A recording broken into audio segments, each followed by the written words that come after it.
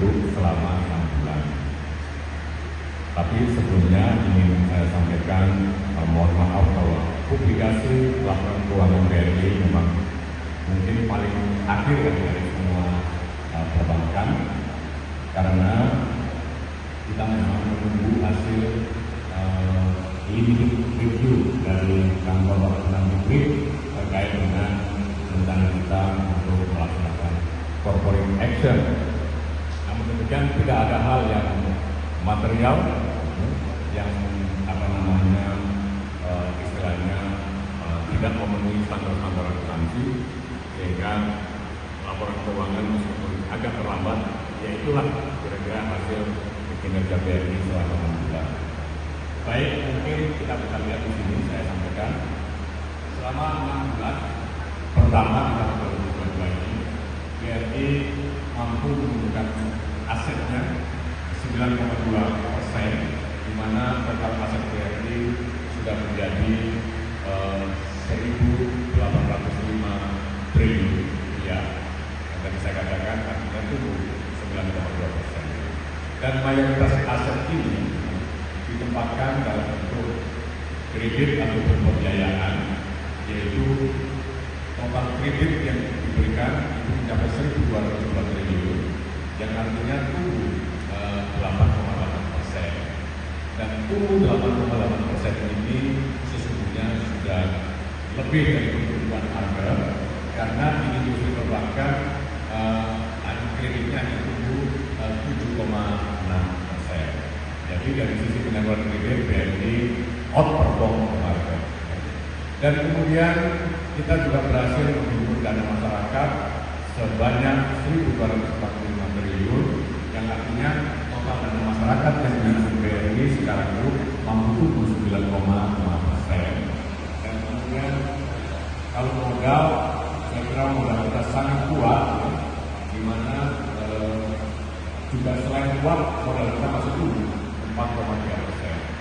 Kemudian ini yang paling penting, dari semua aset-aset yang kita tempatkan dalam portfolio ini tadi, itu kita manage dengan risk management yang memadai, maka kemudian kualitas kita menjadi sangat baik, dan NPL gross kita itu adalah di level 3,10%. Ini artinya, ini konsolidasi itu NPL kita 2,95%. Ya.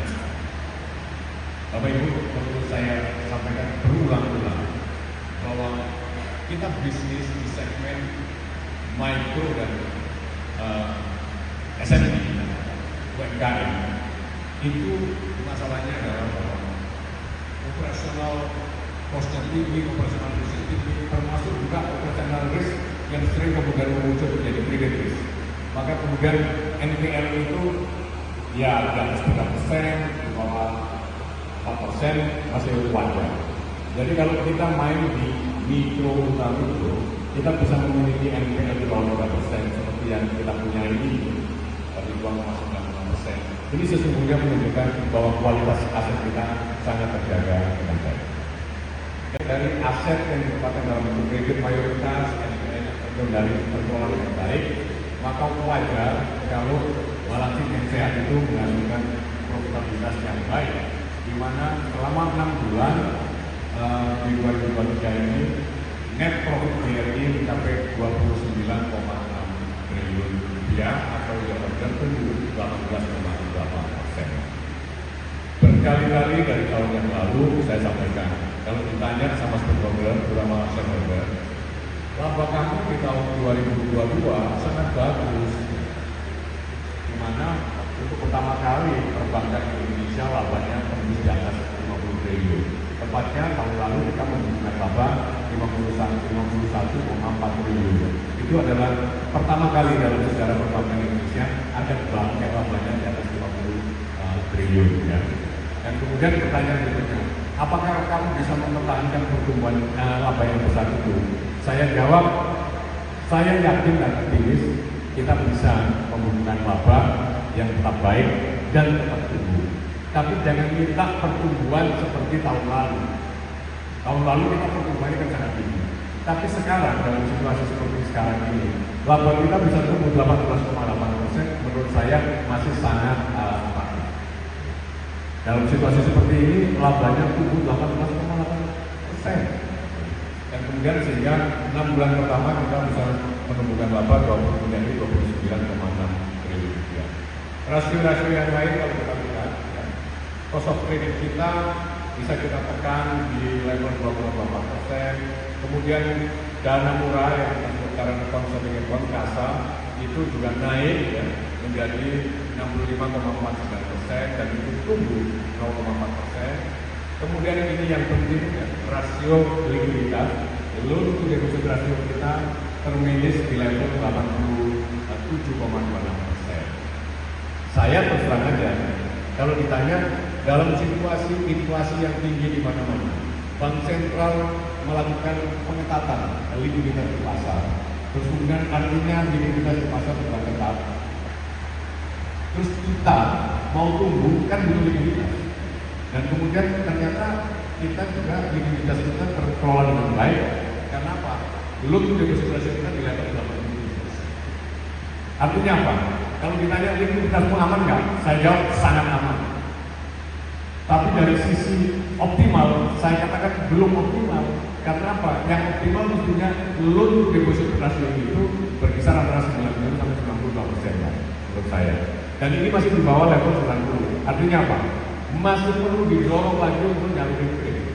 Masih perlu didorong lagi kita untuk menumbuhkan kredit sampai LDR kita itu di level yang optimal kepala 9 ya, 90 sampai 92. Artinya tidak ada isu likuiditas.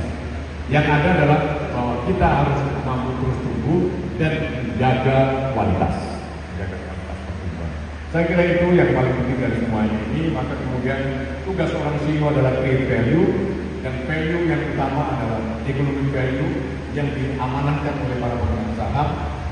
Pemegang saham naruh uang, naruh modal untuk dapat revenue, untuk dapat return. Maka kemudian kita juga lihat bahwa return on equity kita itu di level 20,01%. Ini adalah bank yang saya katakan jarang dalam waktu yang bersamaan punya total capital adequacy ratio itu di 26,76%. Artinya permodalannya sangat kuat. Permodalan yang sangat kuat biasanya kompensasinya adalah return on equity-nya rendah karena terlalu besar modalnya. Ya. Tapi kita punya KAR 26,76%. Kalau bankir yang nggak komplit knowledge-nya, bankir yang sepotong atau pengamat yang sepotong menilai neraca bank, maka akan bangga sekali dengan KAR 26,76%. Karena menurut saya ini tidak layak untuk dibanggakan bahwa modalnya kapital akumulasinya 26,76%. Ini bukan layak untuk dibanggakan, tapi ini adalah layak untuk direspon karena ini adalah tantangan. Bagaimana kita bisa membuat modal yang tinggi ini produktif melalui pertumbuhan dan pertumbuhan. Dan lagi-lagi, sering orang mengandalkan bahwa modalnya bagus ya, modalnya besar. Yaitu kalau pengamat, kalau investor yang lihat bahwa ngapain kalau kita modal gede-gede kalau nggak menghasilkan return yang memadai kita. Dan BRI saya jawab tantangan ini. Modalnya sangat kuat, artinya bank ini sangat sehat dari sisi permodalan. Tapi modal yang kuat itu juga di leverage menjadi revenue dan return yang baik. Intinya apa? Return on equity-nya adalah 20,01%. Jadi ini adalah bank yang saya katakan sangat jarang di dunia. Dalam waktu yang bersamaan punya rasio kecukupan modal yang sangat kuat dan modal yang kuat itu menghasilkan return di atas 20%. Itu sebenarnya yang saya sampaikan. Ini bisa jadi headline bahwa BRI dalam waktu yang bersamaan modalnya sangat kuat dan modal yang sangat kuat itu sangat produktif karena menghasilkan return on equity di atas 20%. Itu kan maunya saya jadi seperti itu. Kalau bapak-bapak itu yang punya hak, jangan itu terlalu bagus untuk ditulis. Nanti tunggu mana salah ngomong itu aja yang ditulis. Kan begitu. Dan saya hati-hati sekali sampai akhir, sampai nanti main bola, saya akan hati-hati tidak akan salah ngomong. Itu. Udah dicatat sama calon belum? Baik, sama yang nggak tertulis di sini saya akan sampaikan dulu. Apa sih tantangannya sekarang untuk mempertahankan laba yang tinggi? Tantangannya adalah karena di mana-mana inflasi rate-nya tinggi, maka kemudian bank sentral di mana-mana juga melakukan memanage likuiditas yang ada di pasar supaya menjadi inflasinya terkendali. Artinya apa? Pasti ada pengetatan likuiditas di sana sini melalui berbagai instrumen. Dan dalam situasi seperti itu, pasti tantangannya bagi bank adalah cost of fund-nya naik. Maka saya boleh cerita, nggak pakai pilihan, saya hafal karena itu yang saya kendalikan. Tahun lalu kita bisa menikmati cost of fund 1,9 bahkan 1,8%. Tahun ini di BRI cost of fund-nya sudah di atas 2, bahkan 2,7 ya, 2,7. Berarti biaya dananya naik. Tapi berhentikah kita tunggu? Nggak boleh berhenti. Kita harus tetap tunggu. Yang kita korbankan adalah margin. Maka kemudian pengorbanan margin akibat naiknya suku bunga dana itu kita harus ada tekan efisiensi di sana sini. Maka yang berhasil kita efisiensikan adalah jadi memang cost of fund naik, ya, margin turun, tetapi kemudian kita imbangi dengan efisiensi di sini. Lihat komposisi pinjaman, ya, bahwa kita mampu tumbuh kredit di atas rata-rata pertumbuhan di pasar yang 7,6 ke 8,8%. Kemudian rasio-rasio efisiensi ini menjadi penting. CIR adalah cost to income ratio kita. Dulu levelnya masih di 41,94, sekarang membaik menjadi 41,79. Demikian juga biaya operasional dibandingkan dengan pendapatan operasional. Dulu 69,56 tahun lalu Juni, sekarang Juni sudah 66,2%. Ini artinya efisiensi yang luar biasa. Demikian juga cost of credit kita bisa kita kelola terus menurun, di mana ini kita di posisi Juni itu 2,24%. Ini adalah komponen biaya-biaya yang bisa kita efisienkan. Ini adalah kita biaya yang bisa kita efisienkan, dan kemudian dari sisi tumbuh kita memang mampu tumbuh. Berarti kalau ini revenue-nya akan naik karena kita tumbuh di kredit lebih rata-rata pertumbuhan pasar. Dan kemudian ini adalah kita jaga supaya rasio dana murah kita itu naik, dan ternyata naik dari 65,12 menjadi 65,49. Ini signifikan ya, kenaikan sebesar ini karena sekitar 100 triliun, hampir 100 triliun itu kita bisa naikkan hampir 100 triliun komposisi dana murah. Dan kemudian dari mana kita itu semua lakukan? Terutama adalah datang dari kemampuan kita untuk menyediakan layanan melalui digital ataupun juga kombinasi dari digital dan manual yang kita sebut hybrid, dan kemudian kualitas layanan kita kepada masyarakat naik, jumlah masyarakat yang bisa kita layani juga naik, maka itu bisa kita lihat BRIMO, Bapak Ibu sekalian, BRIMO berikan semangat di Liga 1 ya. BRIMO sekarang sudah usernya mencapai 27,8 juta, dan nilai transaksi BRIMO sekarang itu sudah tumbuh 76,3%. Artinya transaksi BRIMO itu sudah 1.896 triliun BRIMO kita ini.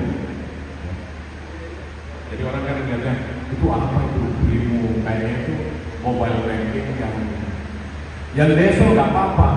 Tapi nanti orang begitu pakai BRIMO baru tahu bahwa alat yang deso ini secara digital itu ternyata bisa apa saja. Mulai dari bangun tidur sampai tidur lagi, kebutuhan transaksi bisa dilayani pakai BRIMO sampai rebahan. Yang jadi masalah adalah mengisi saldonya. Tapi kalau transaksinya sebenarnya mau transaksi apa yang ada di situ, mau beli saham, pakai BRIMO bisa. Ya. Itu semua ada di BRIMO.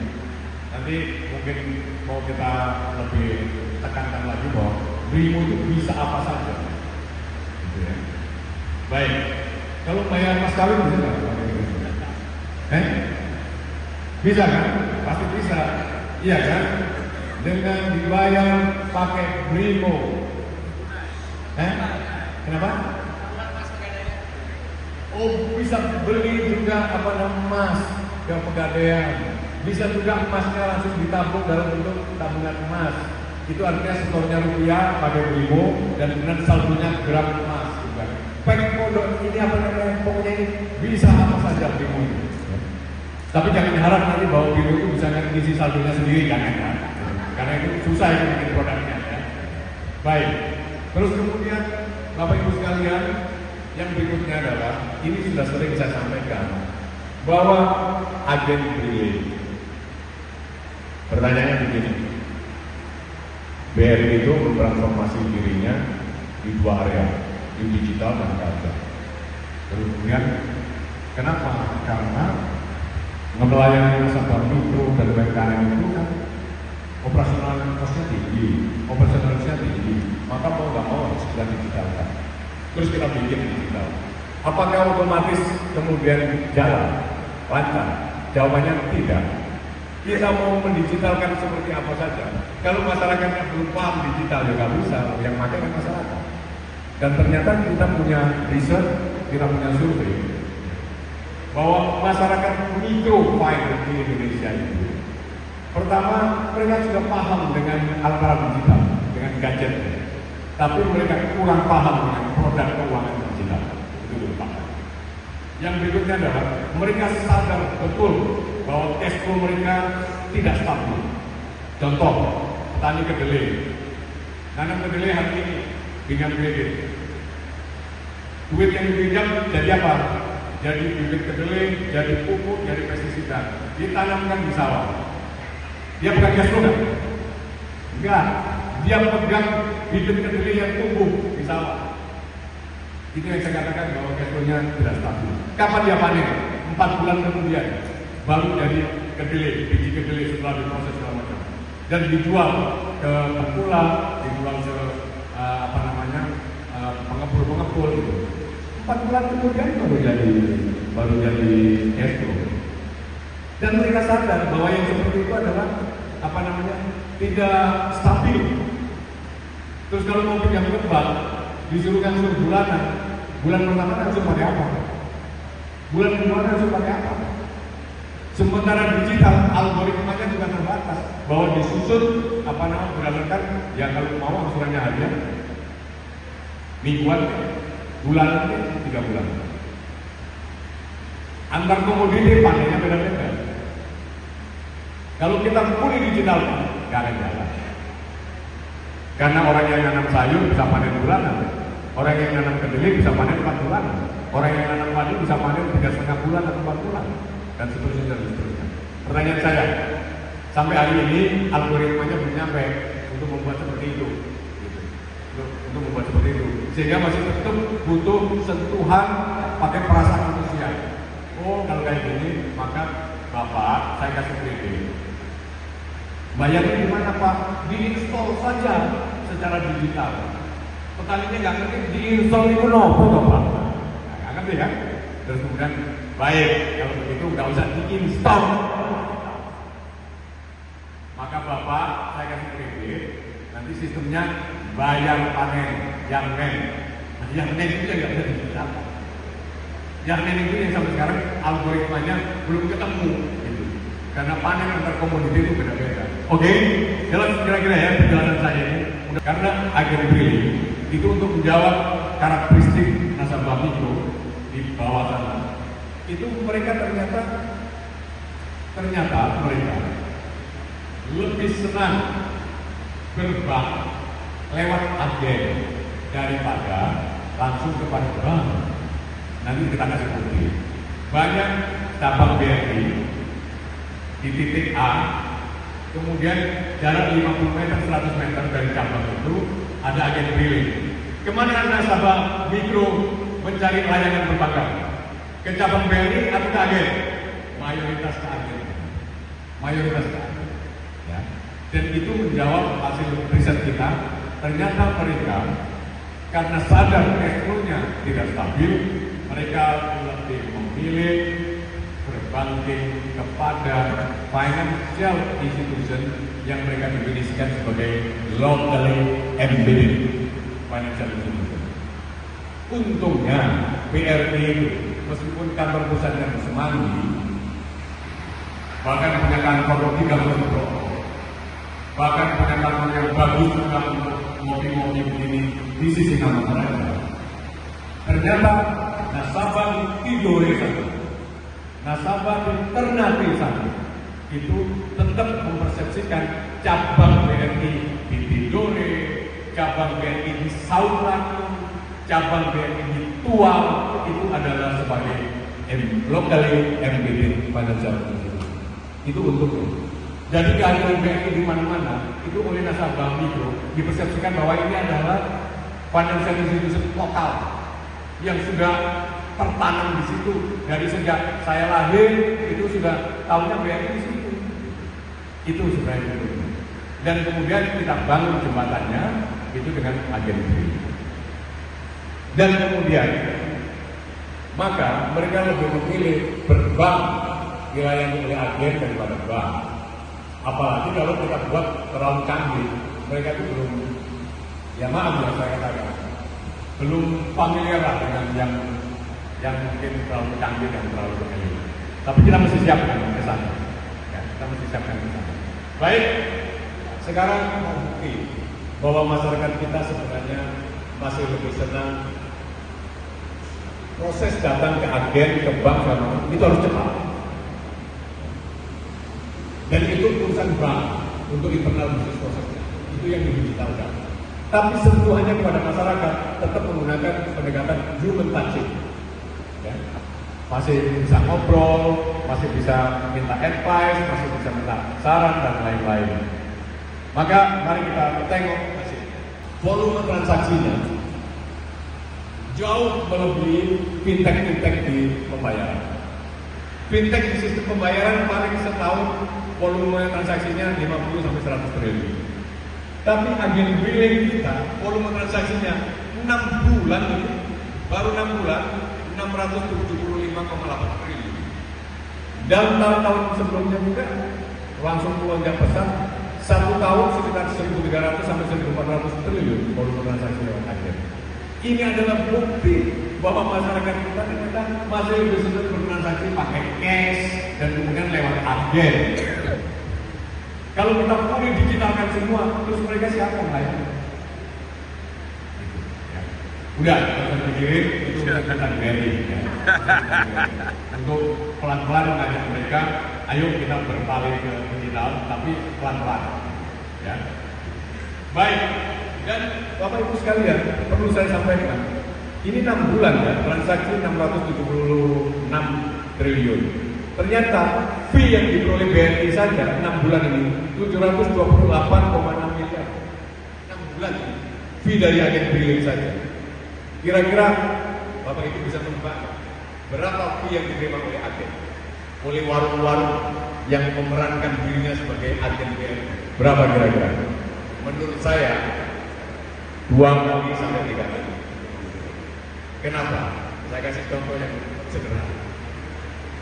Orang jam 10 malam di pedalaman sana, ya, mau transfer ke anaknya yang kuliah di Malang. Jam 10 malam, kalau datang ke bank bisa, datang ke warung sebelahnya, ketok-ketok pintu jam 10 malam. Aku mau transfer ke anakku di Malang. Transfer.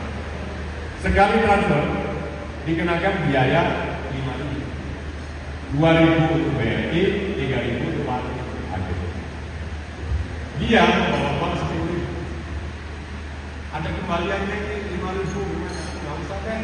Terima kasih karena sudah malam-malam saya bangunin kamu. Maka benar ya, berarti 10.000 kan? Yang diterima BRI berapa? 2.000. Yang diterima dia 8.000 loh, 8.000. Katakanlah normal saja nggak ada kembalian, biasanya nggak pakai kembalian. Itu yang diterima juga apa namanya 3.000, yang kita terima cuma 2.000. Dan mayoritas di tempat-tempat yang susah, di mana orang harus datang ke cabang bank itu naik ojeknya aja 200.000, maka datang ke warung tetangganya. Itu kalau ada kembalian 10.000, 15.000 nggak diambil, karena itu gantinya naik ojek kan? Itu, maka kemudian sharing ekonomi. Ya. Jadi menurut perkiraan saya, kalau BRI 6 bulan terima fee dari agen billing 700 miliar, maka sebenarnya yang diterima oleh warung-warung itu kita sebar ya, itu nggak kurang dari 5 triliun. Ya kan? Ini sharing ekonomi. Baik. Saya kira nanti kita akan tanya jawab, tapi supaya tanya jawabnya lebih fokus kepada isu-isu yang hot dan kemudian sulit dijelaskan oleh tulisan media manapun. Ini kira-kira tentang hapus buku, hapus pagi, tentang kur, saya kira. Jadi saya inisiasi dulu sedikit nanti supaya memancing pertanyaan. Ya. Yang ributkan bahwa sudah ada undang-undang B2SK yang membolehkan bank hapus buku dan hapus pagi, terutama terhadap UMKM.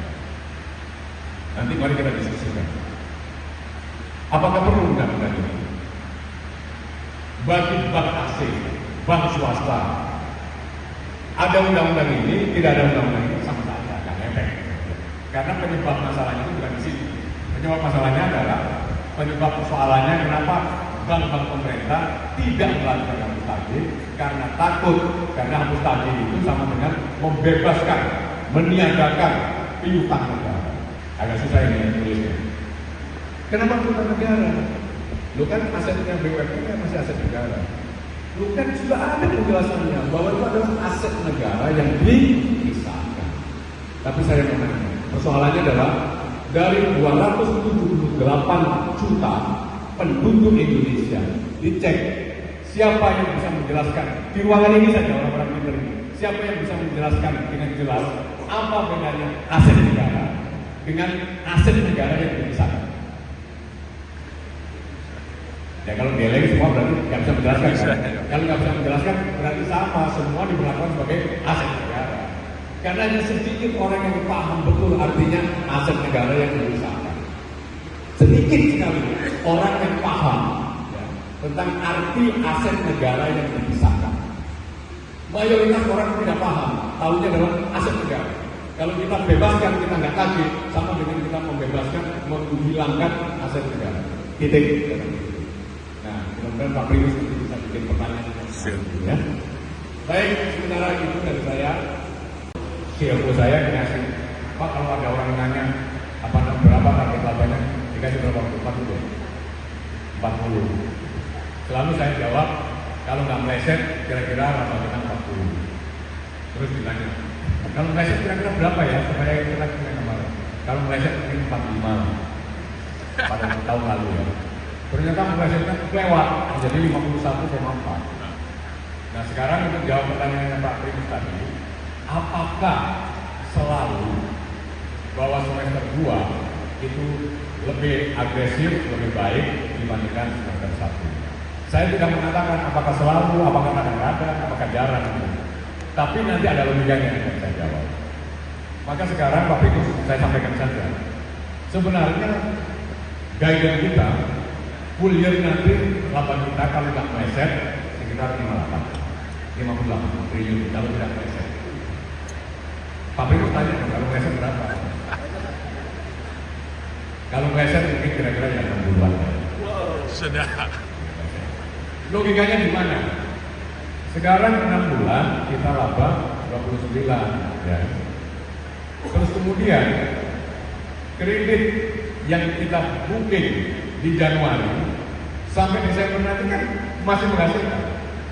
Ditambah kredit yang kita book di bulan Agustus sampai Desember itu kan menjadi tambahan sehingga basis revenue kita akan naik. Meskipun basis costnya juga pasti naik, tetapi kan berarti akumulasi marginnya kita peroleh itu akan naik. Kira-kira itu. Sehingga ya kita optimis bahwa target laba kita 58 triliun kira-kira bisa kita capai. Oke. Kenapa? Karena itu juga komitmen kita untuk leverage kapital kita yang tinggi. Karena itu harus ditunjukkan bahwa kita mampu tumbuh secara sustainable. Terus yang kedua tadi apa ya? Lupa. pertumbuhan kredit, Pak? Yang pertama, kenapa kita optimis? Karena kita juga optimis di sisa waktu yang 1 semester ini, itu kita akan pertumbuhan kredit kita akan sesuai guidance kita. Guidance kita kan kredit akan tumbuh 10-12. Ya. Dan kita optimis bahwa masukin semester kedua kita akan bisa tumbuh kredit di kepala 10 atau double digit. Itu sebenarnya. Pertanyaannya gini, loh kan situasinya makin dinamis, situasi politik, situasi bisnis. Itu ada risetnya itu, Pak Beni. 1 tahun menjelang pemilu itu mendorong pertumbuhan ekonomi 0,25%. Tahun yang bersamaan dengan pemilu juga sama, berkontribusi untuk mendorong pertumbuhan ekonomi. Dan itu biasanya pertumbuhan ekonomi terkait sama daya beli. Dan saya mau mengkaitkan dengan pertumbuhan kredit. Ternyata kita juga punya riset. Pertumbuhan kredit loan demand ternyata kurang elastis terhadap naik turunnya suku bunga. Jadi, kalau kita mau mendorong pertumbuhan kredit, tidak cukup dengan memurahkan bunga kredit saja, tidak cukup. Yang signifikan elastis terhadap kenaikan kredit, kenaikan demand terhadap kredit adalah konsumsi masyarakat, konsumsi rumah tangga, daya beli masyarakat itu. Dan analogkan dengan ini semua, bahwa tahun politik, maka tingkat konsumsi, tingkat belanja semuanya akan naik dan meningkatkan juga daya beli juga, maka itu akan mendorong pertumbuhan kredit. Kita akan mengikuti rule itu, sehingga kita optimis kita bisa menemukan kredit sesuai guidance kita antara 10 sampai 12%. Demikian kira-kira yang akan support tesis yang pertama tadi, bahwa laba kita pun akan lebih baik di semester 2. Begitu Pak Beni. Dari 2015 Maret sampai Oktober 2017. Selalu setiap tahun mencanangkan fee income ratio kita harus mencapai double digit. 10, alhamdulillah tidak masalah, tapi double digit. Dan ternyata sampai saya pergi ke Pegadaian tidak pernah tercapai angka ini, fee income ratio double digit. Baru benar-benar tercapai saya balik lagi 2019, terus kemudian jadi biru September 2019. Di 2020 kali ya kita mulai. Jadi di 2020 justru pada saat pandemi itu fee income ratio kita mencapai double digit. Dan setelah itu 2021, 2022 selalu fee income ratio kita di atas 10%. Bahkan sekarang sudah mencapai 11%. Itu menurut saya luar biasa. Sehingga Mas Didi bisa saya sampaikan bahwa pertumbuhan fee base kita sangat baik. Dari mana? Sekarang pertanyaan dari mana sumbernya? Dari mana? Yang paling besar adalah fee daripada transaksi. Dan itu adalah keberhasilan kita mengembangkan retail transaction banking melalui super app kita Primo, dan kemudian juga melayani transaksi-transaksi pembayaran yang lain. Kemudian dari trade finance juga baik. Jadi saya katakan sumber income kita, fee-based income kita, yang pertama adalah fee transaksi, terutama dengan mobile banking kita. Yang kedua dari fee yang terkait administrasi kredit. Yang ketiga adalah fee yang kita peroleh dari trade finance. Trade finance kita sudah sangat terintegrasi, di mana kalau dulu kita ngomong trade finance, wholesale transaction banking, teman-teman mungkin masih bingung. Saya kasih guideline.